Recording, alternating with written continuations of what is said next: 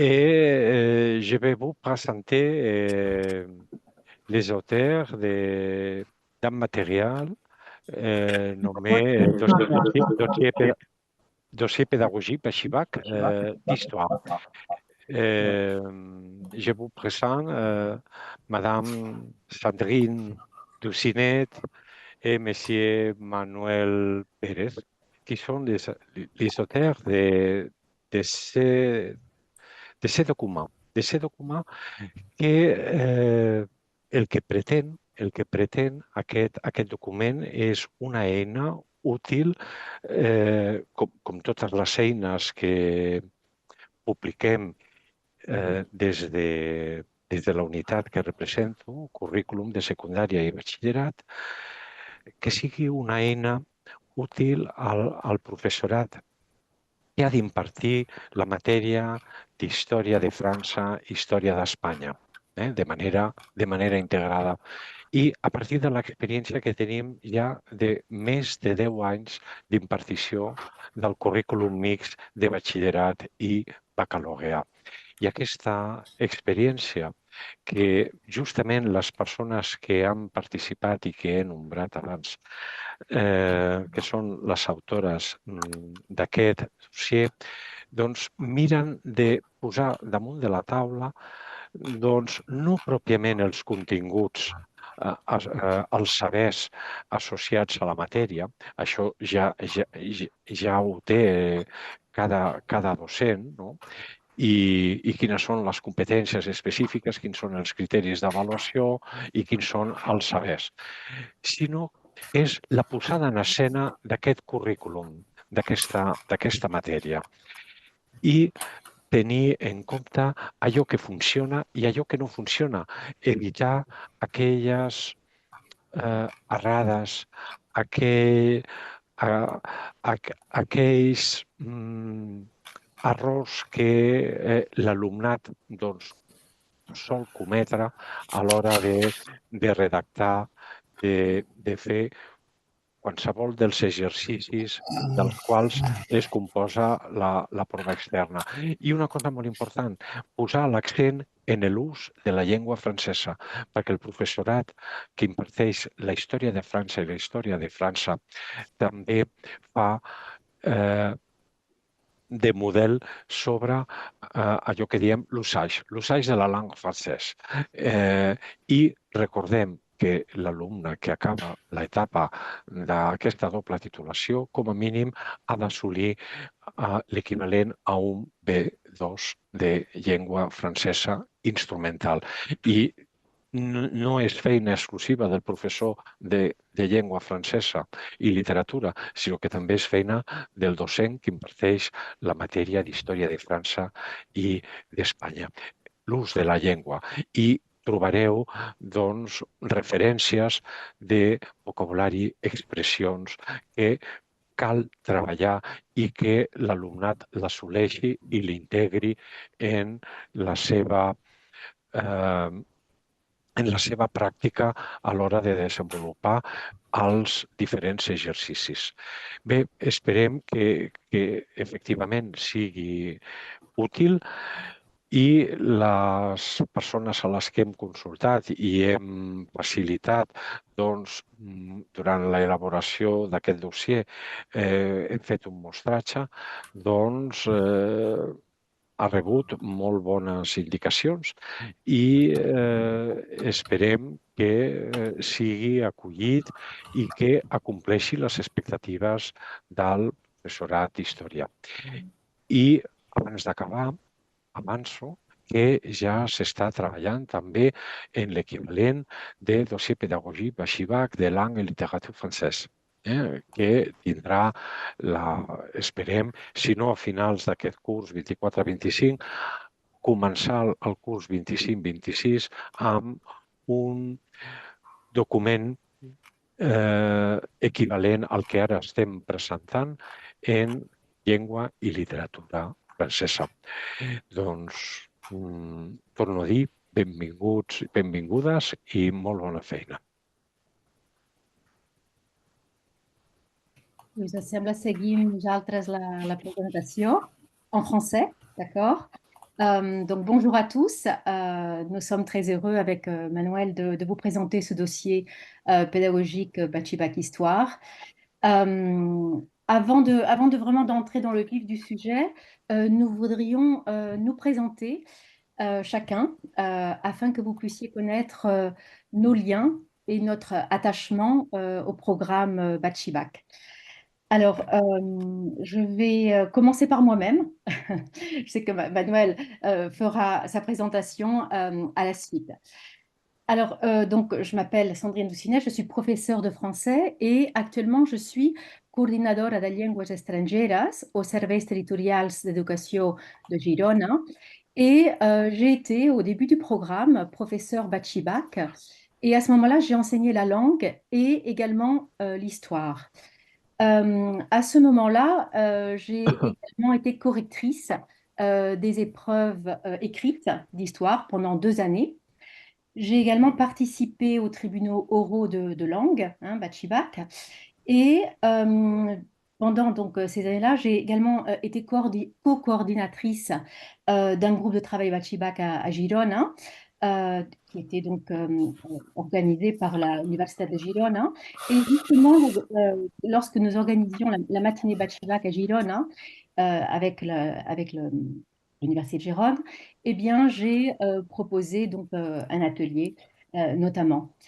Vous dire qu'aussi au niveau de la langue française, je suis co-autrice avec une professeure Bachipac de Girone, Begoña Cortina, d'une méthode de français, langue étrangère, qui est destinée à des élèves de lycée, hein, et précisément aussi les élèves Bachipac. Cette méthode s'intitule En vrai et elle est publiée par Clé Internationale et distribuée ici en Espagne par Anaya. Voilà, une présentation assez brève.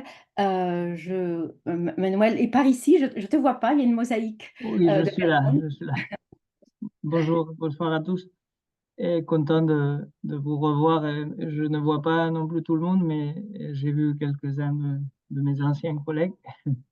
Donc, et je travaille à le Collège Santa Teresa Ganduché à Barcelone. Et donc, j'enseigne, je suis professeur d'histoire Bachibac depuis, j'ai cherché depuis 2015, donc bientôt 10 ans. Et je suis aussi professeur d'histoire de la SPAU. Puis, depuis le début, correcteur des épreuves externes et depuis quelques ans aussi avec Gemma Beyouda que j'ai vu ici, bonjour Gemma, et on propose le modèle, on élabore et on propose le modèle de correction pour les autres correcteurs lors des épreuves externes. Et j'ai aussi été formateur de cette formation initiale. Et d'abord, je m'en souviens, à l'Institut de Manuel Pelayo, on faisait ça, et puis en ligne.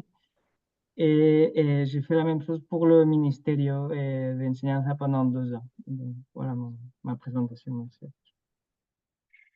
Très bien. Alors avant tout, avant de vraiment de rentrer dans la présentation de ce matériel, nous tenons à remercier Xavier Yáñez, toute l'équipe également Bachibac du département, Vicente Llorca, Eva Gomez, pour leur confiance et qui sont évidemment à l'origine de ce matériel, hein, du fait ils nous en ont fait la demande. Et nous tenons aussi à dire merci à nos élèves, nos anciens élèves, à tous les professeurs Bachibac, même ceux qui sont partis à la retraite, hein, qui ont vraiment laissé leur empreinte dans ce programme, et également à tous les coordinadores de Llengües Estrangeres de Serveis Territorials qui ont, tout au long de ces années du programme, partagé leurs doutes, leurs inquiétudes, tout ça dans le but d'apporter chaque fois plus de valeur et de qualité à ce programme. Et c'est en fait vraiment ce qui a motivé notre questionnement concernant ce dossier. Et c'est ce qui lui a donné sa forme et son contenu. Hein, lorsqu'il s'agissait de décider de la structure, voilà, on a pris en compte toutes ces questions, tous ces doutes, et voilà donc ce dossier. Alors, ce que nous allons faire, oui, je laisse d'abord la parole à Manuel et ensuite on revient aux objectifs du dossier. Juste oui, pour remercier, parce que vraiment, c'est le travail qu'on présente ici, c'est vraiment un travail qui est le fruit de notre expérience personnelle, mais surtout partagé avec beaucoup d'entre vous. vous êtes un peu tous auteurs de ce dossier parce que on a utilisé, hein, vous les reconnaîtrez, quelques matériaux donc élaborés lors des séances des groupes de travail ou par des élèves de l'Institut Balmes ou Choreques et on a un peu, ça nous a servi un peu pour tout réunir. Et donc, voilà, hein, merci à tous. Merci surtout aux formatrices, hein, les deux GEMA qui sont là. Voilà, pour nous accueillir. Alors, ce que nous n'avons pas prévu de présentation, nous allons tout simplement naviguer sur ce document pour vous orienter, pour vous aider à vous orienter sur ce document. Alors, quels sont les objectifs de ce dossier pédagogique? Tout à l'heure, eh bien, Xavier Yáñez a présenté les lignes générales justement des objectifs de ce matériel. Hein, il s'agit donc de guider, d'accompagner, d'apporter des conseils utiles à tous les professeurs d'histoire Bachibac, d'accord?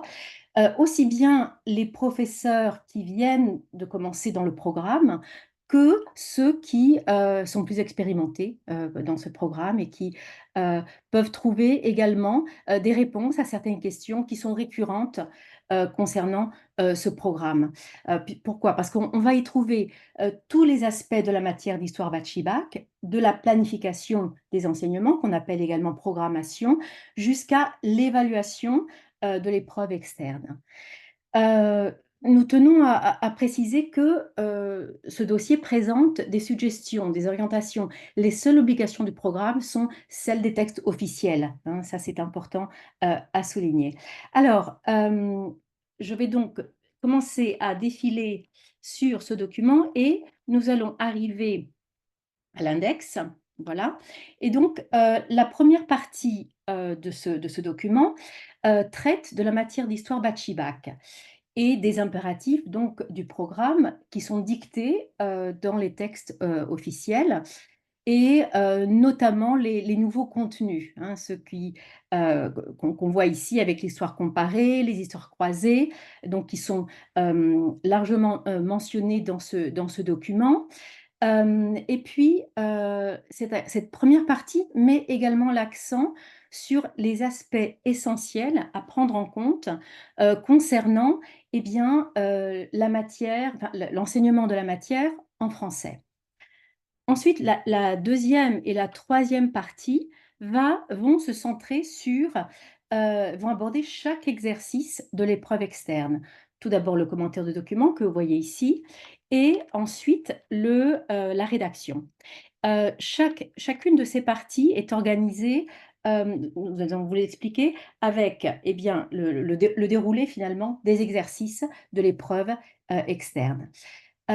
Ensuite, vous avez tout à la fin eh bien, les annexes qui vous proposent des outils qui peuvent être utiles, bon, le programme, évidemment, la référence au texte officiel, et puis des outils linguistiques et également des documents possibles que vous pouvez avoir, la forme de document, le format que vous pouvez avoir et quelques propositions d'activités didactiques. Voilà donc comment s'organise ce dossier.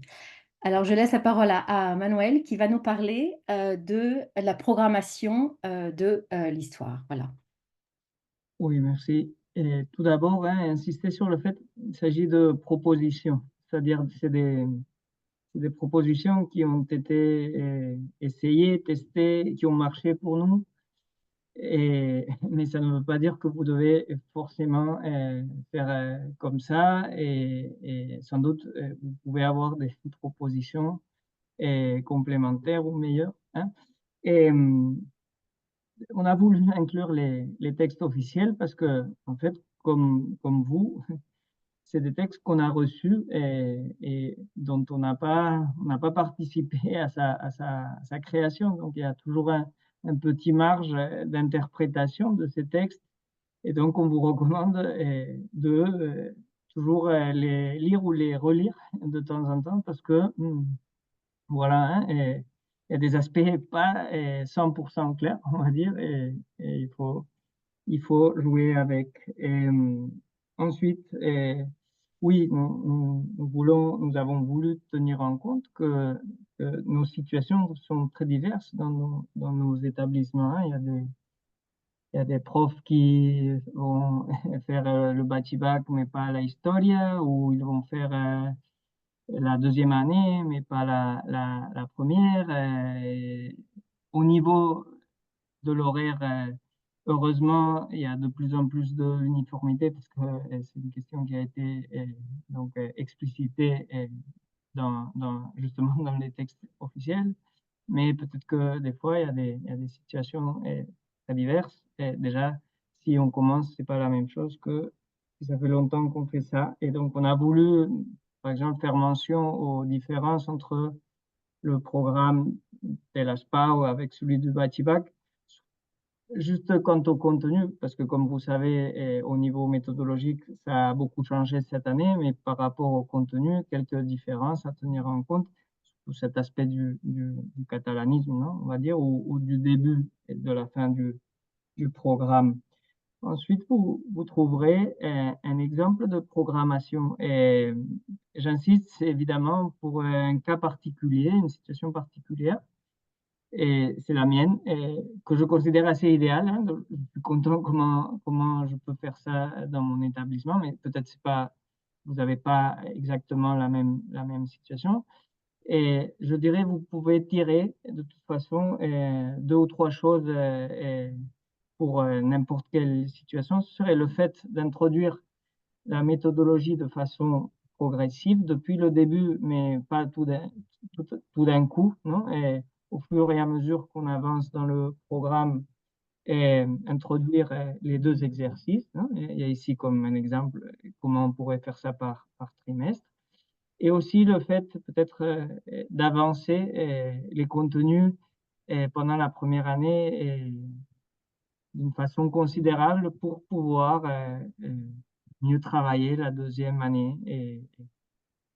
Car nous savons tous que c'est très difficile à couvrir tout le programme. Donc, vous trouverez un exemple de cette possible programmation euh, du programme d'histoire en 2 heures. Hein.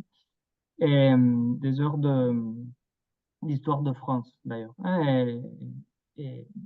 Mais en tenant compte que peut-être l'histoire d'Espagne, il faut aussi l'avancer dans ces heures-là parce que le collègue prof d'histoire d'Espagne ne va pas y arriver pour les dates des épreuves externes et donc vous devez inclure ça quelque part.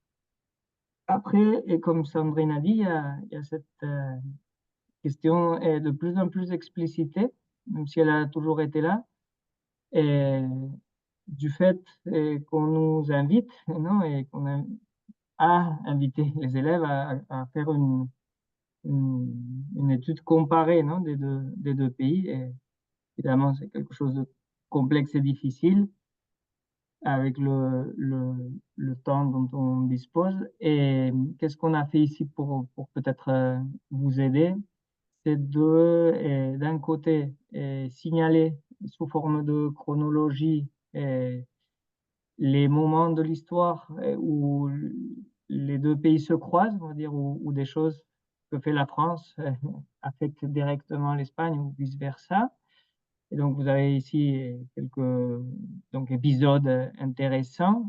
Il y en a de plus essentiels, il y en a de plus précis, non? Et de la guerre civile à Alphys non? On va dire, il y a des choses qui sont incontournables et d'autres qui sont des choses qui peuvent s'expliquer ou pas, mais en tout cas, vous avez une liste. Et après, et pour l'histoire comparée, donc, cette idée de comprendre comment les évolutions et les tendances des deux pays ont eu des similitudes ou des différences, hein, comment le républicanisme s'est établi dans un pays alors que le monarchisme continue dans l'autre.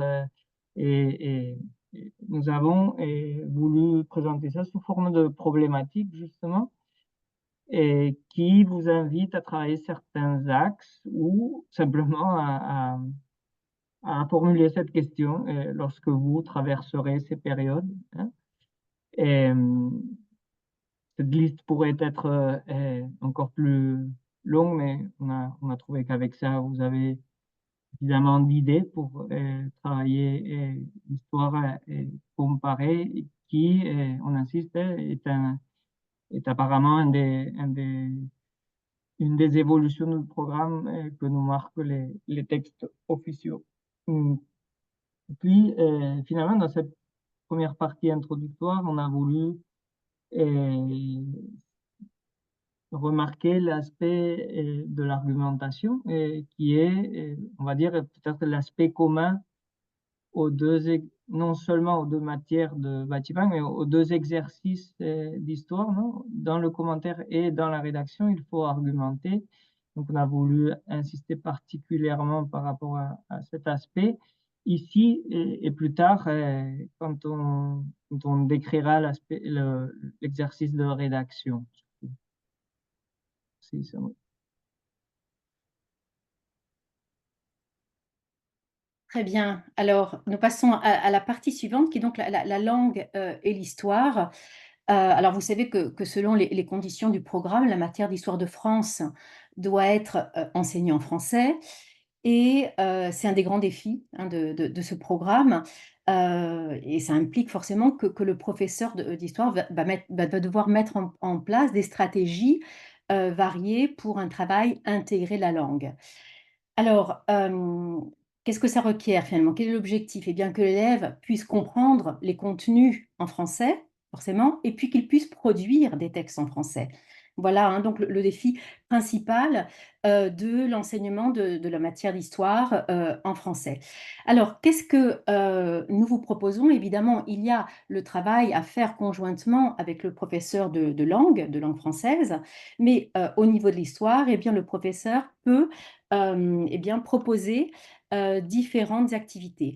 Dans ce dossier, nous vous proposons des ressources linguistiques justement pour vous aider à ce niveau. Alors, vous voyez ici, vous avez directement des liens avec un vocabulaire spécifique à l'histoire. Vous voyez que si je clique, nous allons directement aux annexes et vous avez un répertoire avec euh, vraiment ce lexique spécifique. Pourquoi? Parce que eh bien, des élèves de niveau B2 en langue, forcément, vont acquérir une langue qui est générale, mais tout ce lexique vraiment spécifique à l'histoire ne sera pas forcément travaillé en matière donc linguistique.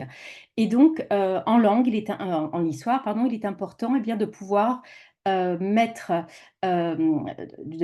en exergue ce vocabulaire et de le travailler d'une façon ou d'une autre. Ensuite, je vais vous montrer des exemples que nous avons introduits dans ce matériel. Vous avez, à part ce répertoire, vous avez également des verbes utiles. Les verbes utiles pour parler eh bien, d'un changement, d'exprimer une évolution, de parler voilà, d'une augmentation, d'une amélioration, hein, tous ces verbes qui sont importants pour parler d'histoire, pour parler de loi également, pour parler de régime politique. Voilà, hein, ici vous avez donc ces outils qui peuvent être utiles pour vos élèves. Alors vous pouvez, nous allons voir tout à l'heure, les proposer au fur et à mesure ou bien les donner, hein, par exemple copier et les donner à photocopier à vos élèves par exemple. C'est à vous de voir en fonction eh bien, du groupe que vous avez et de vos élèves évidemment. Vous avez également des connecteurs, ça c'est plus spécifique également à la matière de français, des articulateurs et voilà, et la liste des documents possibles. Alors un instant, je vais maintenant retourner sur le document là où nous étions.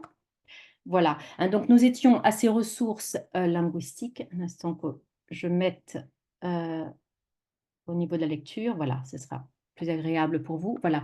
Alors, comment travailler, hein? Vous avez ici des propositions didactiques pour justement travailler la langue intégrée à la matière. Alors par exemple, hein, en profitant de ce vocabulaire, de ce lexique spécifique, une possibilité, ce serait au fur et à mesure que eh bien, vous donnez le contenu, vous arrêtez ponctuellement sur les mots ou bien les donner à la fin. Là par exemple, c'est du vocabulaire qui avait été présenté aux élèves. À la fin, d'un travail qui avait été fait, enfin il avait été introduit la Seconde République et le Second Empire, et à la fin, eh bien, les élèves avaient dû faire un exercice de ce type, voilà, tout simplement, de faire une phrase avec les mots suivants pour voir s'ils avaient bien assimilé eh bien, ce vocabulaire qui est important parce ils devront forcément le réutiliser.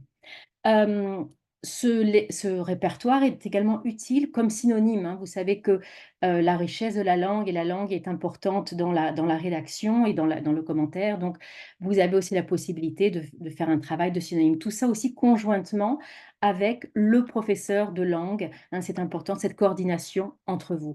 Et justement, un autre aspect que vous pouvez mettre en avant, c'est la réflexion sur la langue. Alors ici, c'est les typiques registres d'erreurs que les élèves ont tendance à reproduire constamment, hein. Et quand ils ont une erreur, ils vont recommencer avec ces mêmes fautes. Là, par exemple, c'est un registre qui était fait à partir de rédactions élaborées par les élèves, où le professeur avait tout simplement donc, pris note de ces erreurs typiques et à un moment de la classe, pour voir ensemble comment corriger ces aspects linguistiques. Alors, ça peut être fait conjointement avec le professeur de langue, c'est vous, en fonction de l'organisation de votre établissement, à voir comment vous travaillez ces aspects. Alors, il y a aussi l'aspect aussi orthographique. Vous voyez Jules Ferry qui est orthographié de façon un peu particulière, hein. Donc voilà, il y a l'aspect plus lié à l'histoire et l'aspect qui est plutôt plus axé sur la langue.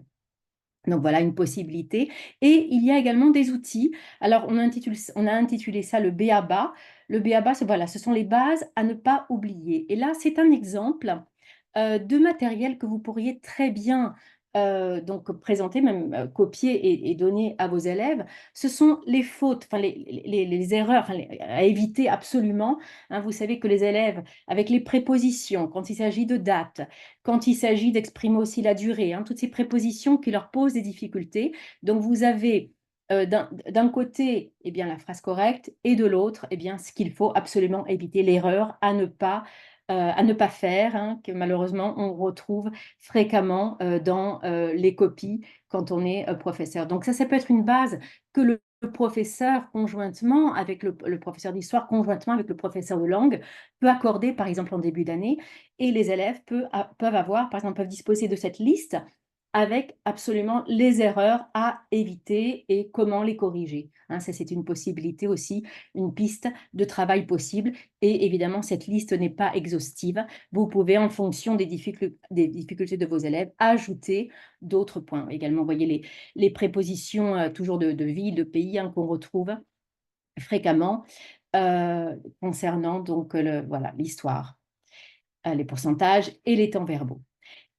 Concernant la langue, il y a aussi des stratégies pour améliorer la langue. Dans quel sens? Eh bien, tout d'abord, pour résumer, vous savez que l'exercice, les deux exercices Bachi-Bac impliquent un nombre limité de mots, et c'est une des difficultés justement des deux exercices, parce que les élèves ne peuvent pas faire de longues paraphrases quand il leur manque un mot, par exemple, mais ils doivent être concis et avoir une langue précise.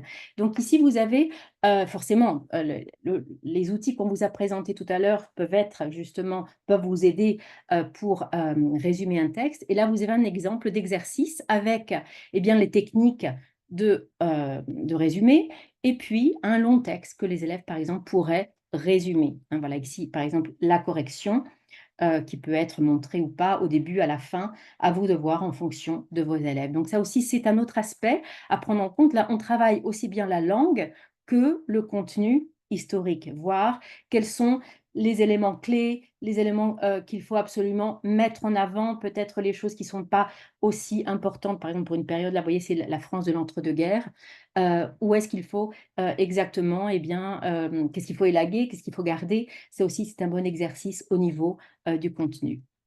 Donc voilà une autre proposition. Et puis, il y a ici deux procédés linguistiques qui sont importants. La nominalisation, ça c'est plus pour les professeurs de langue, mais c'est utile quand on est professeur d'histoire, hein. Vous voyez, je vais directement à l'exemple. Quand on dit « les étudiants ont manifesté à Paris », vous voyez que on peut nominaliser le verbe en disant « la manifestation des étudiants à Paris » et on peut continuer sur notre idée au lieu de faire deux longues phrases. Donc c'est une façon aussi d'améliorer l'expression et de résumer au maximum. Et puis la forme passive qui est très très utile pour éviter surtout ce fameux sujet « il » vague, hein, qu'on voit malheureusement assez souvent. Ils ont commencé à mettre à mettre en place des réformes. Ce « il » qui est vraiment gênant. Donc on va tout simplement, en utilisant la forme passive, dire « des réformes ont été mises en place ». La phrase est plus courte et On a également au niveau de la langue, eh bien, une langue beaucoup plus riche et concise. Voilà, hein, donc des aspects à prendre en compte concernant eh bien, la langue. euh, et, et voilà. Je laisse la parole à, à Manuel qui va vous parler eh bien, du premier exercice, le commentaire de document.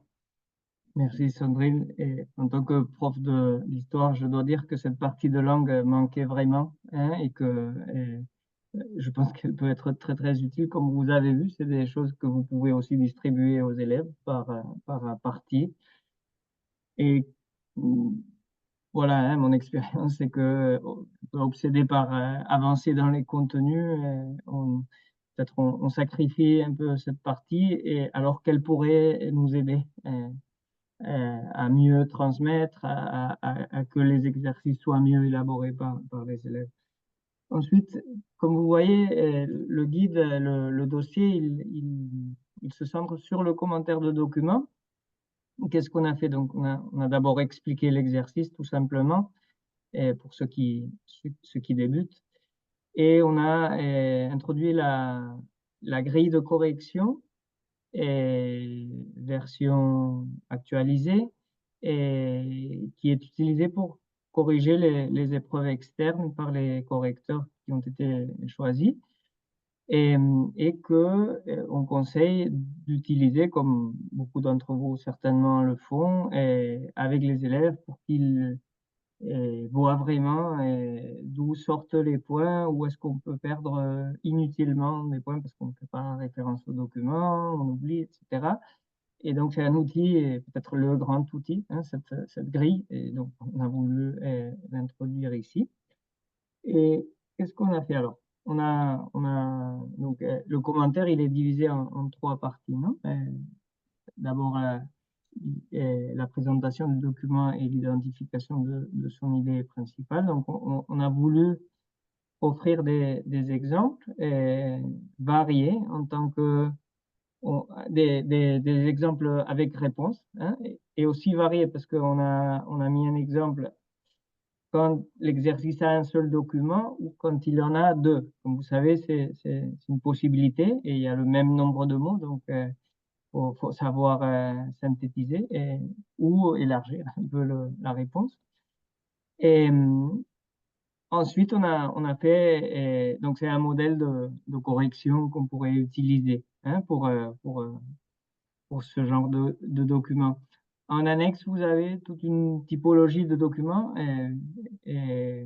avec un exemple de chaque, hein, un portrait, une source statistique, etc.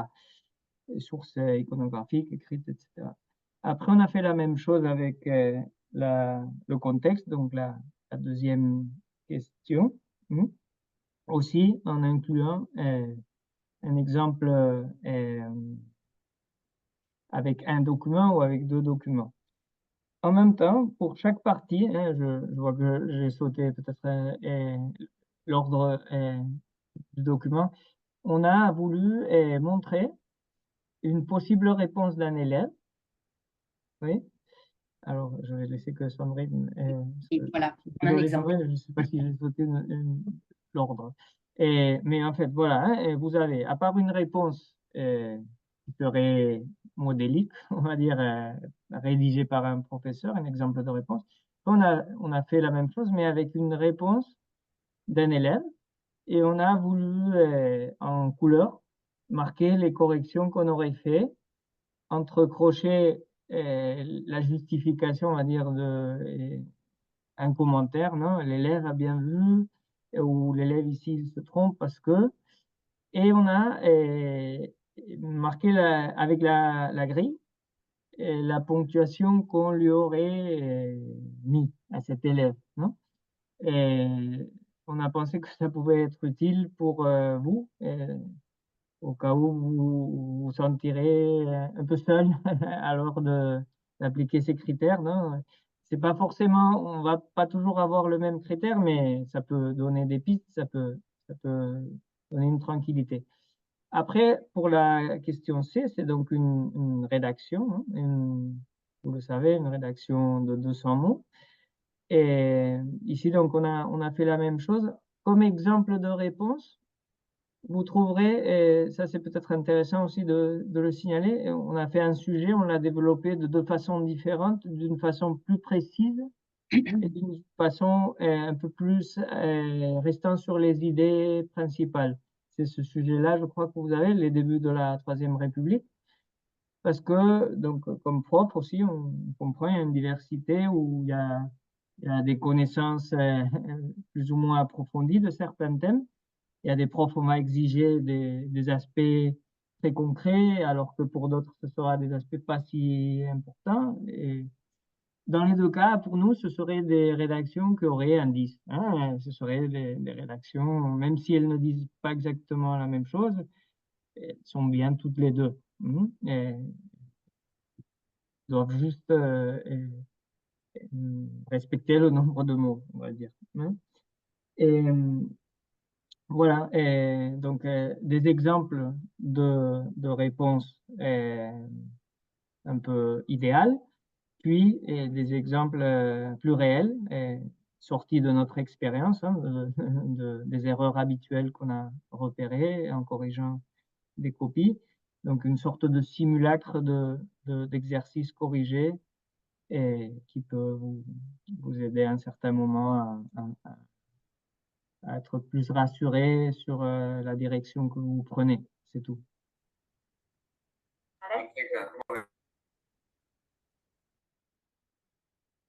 Très bien. Donc voilà, hein, pour ce qui est du commentaire, la partie concernant la rédaction, en fait, suit exactement la même structure que la structure que vient de vous expliquer Manuel, c'est-à-dire que nous avons tout d'abord des modèles d'exercices, et puis ensuite nous avons eh bien, des copies d'élèves, on pourrait dire, qui sont corrigées et commentées en vert. Vous voyez, à chaque fois que vous voyez le commentaire en vert, vous avez le commentaire du professeur. Concernant cette partie de la rédaction, nous avons également consacré, donc là je passe, hein, puisque nous l'avons déjà expliqué tout à l'heure, c'est le même modèle, mais concernant cet exercice de rédaction, nous avons mis l'accent sur un des aspects qui pose le plus de difficultés pour les élèves, c'est la problématique. Hein, vraiment pouvoir définir, trouver la question qui problématise cet exercice, c'est une des difficultés pour les élèves. Donc nous dédions véritablement une place importante à la description de cet exercice. Qu'est-ce qu'une problématique? Qu'est-ce que n'est pas une problématique également? Et puis, nous proposons aussi des outils qui pourraient être, carrément, vous pourriez les copier et les distribuer aux élèves. Là, par exemple, ce document a été élaboré dans le cadre d'un groupe de travail. Hein. Tout à l'heure, nous mentionnions justement l'apport, hein, de tout le monde, hein, au niveau du programme. Donc, c'est le cas pour cette proposition d'exercice. Donc, voilà, des possibilités que vous pouvez donner aux élèves une fois qu'ils ont posé leur question. Est-ce que leur question est pertinente? Est-ce qu'elle ne l'est pas? Et puis, vous avez ensuite, concernant les exemples de rédaction, deux exemples possibles. Tout d'abord, un exemple de rédaction qui suit le schéma indicatif donné dans la consigne. Vous voyez, avec ici l'introduction, le développement en trois parties qui correspond aux trois parties résistance extérieure, intérieure, institution et fusion progressive qui sont déjà indiquées par la consigne. Et puis, nous proposons un autre exemple où, dans ce cas-là, la rédaction ne suit pas le modèle indiqué par le schéma indicatif. Hein. C'est une possibilité, évidemment, hein, mais que vous ayez également cette proposition à prendre en compte. Voilà, hein, concernant ces modèles. Et puis, vous avez également d'autres outils pour aider les élèves à organiser leurs idées, hein, puisque quand il s'agit d'écrire en si peu de mots une rédaction avec autant d'idées, voilà, c'est aussi un autre aspect important, cette organisation des idées, donc avec les choses à faire et les choses à ne pas faire. Donc, également, des outils qui sont prévus pour les élèves, d'accord, que vous pouvez copier et présenter aux élèves. Ensuite, là, nous allons passer sur un autre type d'outil que, en fait, on a plus quand nous avons élaboré ce dossier, nous avons plus pensé là aux professeurs, hein, parce que là, nous rentrons dans une partie peut-être plus théorique qui, a priori, n'est pas forcément donc destinée aux élèves, mais en fonction de vos groupes, c'est à vous de voir si vous pouvez ou pas eh bien, leur proposer. Il s'agit des différents types de plans que l'on peut donc eh bien, utiliser pour présenter, organiser ces idées. Hein. Donc, vous avez ici des exemples de sujets avec la problématique à éviter et un plan possible, avec par exemple un plan chronologique. Vous avez également le plan thématique, le plan chronologico-thématique, avec toujours le plan explicatif, donc toujours avec la problématique, des propositions de plans et le plan comparatif. Hein, voilà, donc avec différents types de sujets et dialectiques. Voilà, hein, véritablement, vous avez ici beaucoup d'exemples, de possibilités que vous pouvez réutiliser en classe. Voilà.